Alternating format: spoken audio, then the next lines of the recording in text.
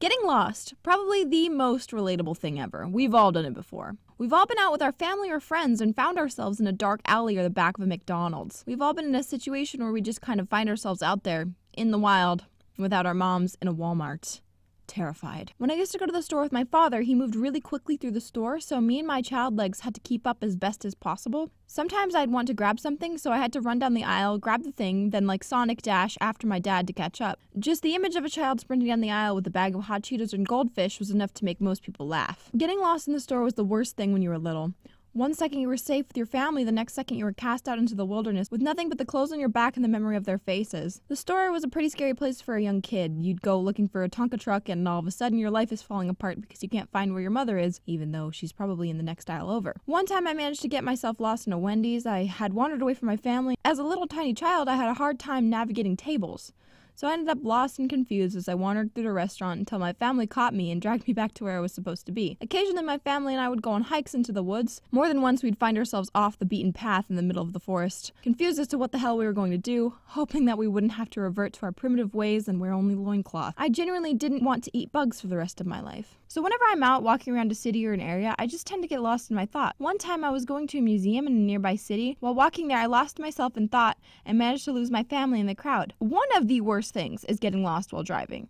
I used to have a really old, crappy phone. It was outdated and barely worked. When my family would be driving, namely my mother, it was pretty easy to get lost in big cities around where we lived. They had these crazy cross streets and you could hardly see the names of the streets on the street signs, so we would have to try to use my crap phone for directions. Sometimes it would work, other times it wouldn't.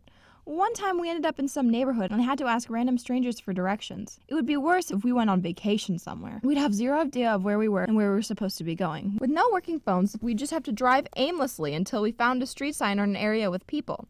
I'm the type of person who gets super nervous if I get lost and it's getting dark.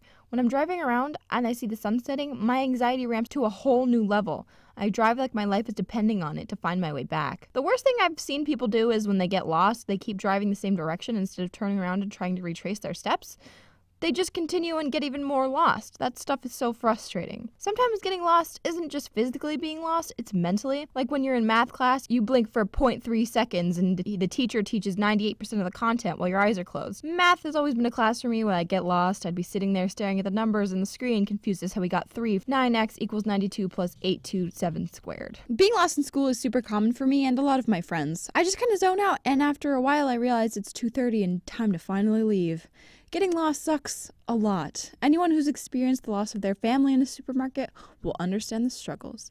Thanks for watching, guys. I've decided to put in a couple of fan arts into the end credits because I'm pretty bad at doing that. I get a lot of awesome fan art, but I actually have no idea how to edit the roll thing that like Jaden and James do. I don't know how to do that. So forgive me, but I'm gonna try to get better at putting fan art into my videos. Thanks for watching, guys.